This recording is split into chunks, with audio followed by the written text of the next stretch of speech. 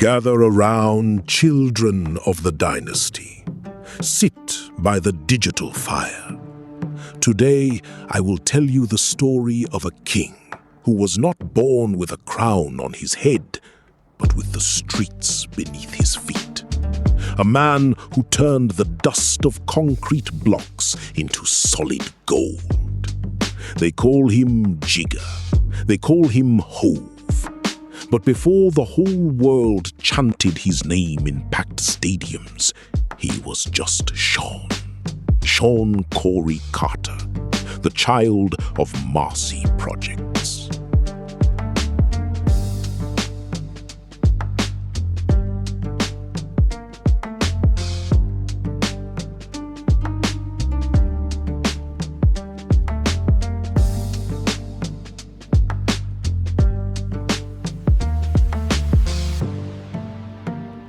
Brooklyn, New York, December 1969. This is where our tale begins. Marcy houses, a labyrinth of red bricks where hope is often lost in dark corridors. Shawn's father, Adnis, leaves the home when the boy is only 11 winters old. His mother, Gloria, carries the burden of a family of 4 children alone. In these streets, survival is not a choice. It is an instinct. Shawn grows up surrounded by the sound of sirens and the murmur of hustles. He adopts the nickname Jazzy, inspired by the J and Z subway lines that cross his neighborhood. But beneath the armor of the streets, the young man hides a gift, an inner rhythm. He bangs on kitchen tables, searching for the perfect cadence. He does not write his lyrics on paper. No, he engraves them in his memory, forging a mind of formidable sharpness.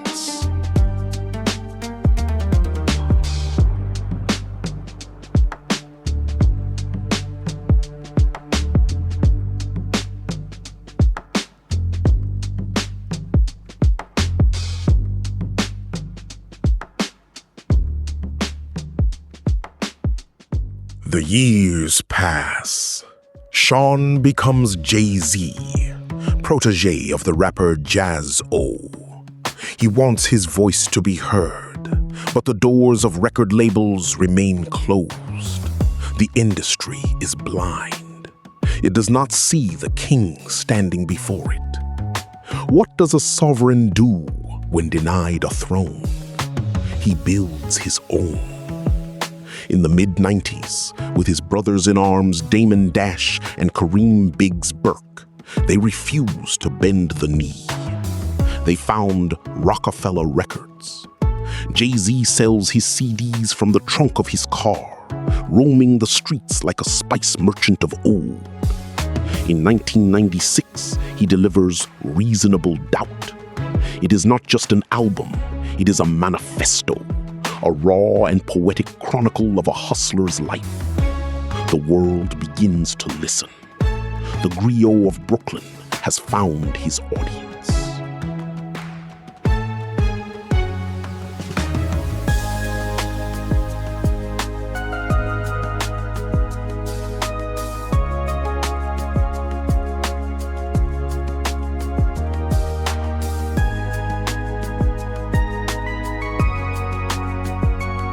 The ascent is meteoric. Albums follow one another. Platinum records line the walls. But it is in 2001 that the legend is cemented. On September 11, while the world trembles, Jay-Z releases The Blueprint, a masterpiece written in just 2 days. He no longer needs to prove he can rap. He proves he can lead the culture. He confronts his rivals. He dominates the charts. He becomes the president of Def Jam, paving the way for a new generation of princes and princesses of music. Rihanna, Kanye West. He is no longer just a player on the board, he has become the one who moves the pieces.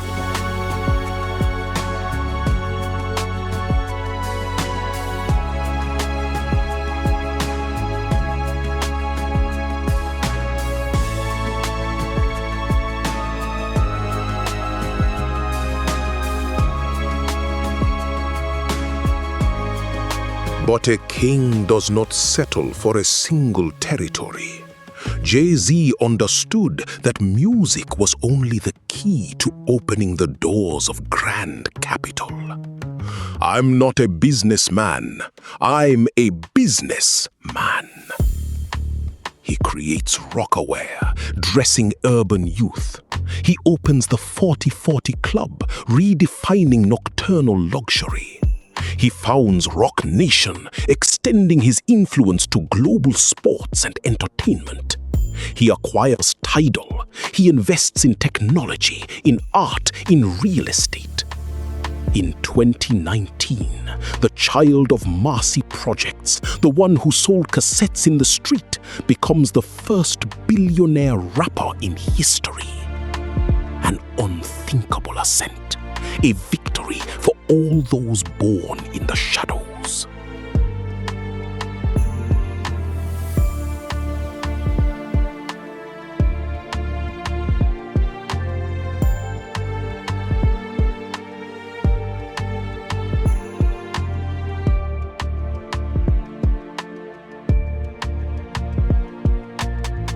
Today, with 14 #1 albums, 25 Grammy Awards, and a place in the Rock and Roll Hall of Fame, Jay-Z is more than an artist. Alongside his wife, Queen Beyoncé, they form the modern royalty of our culture.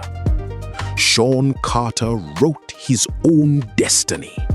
He proved that no matter where you come from, it is the greatness of your vision that determines where you will go.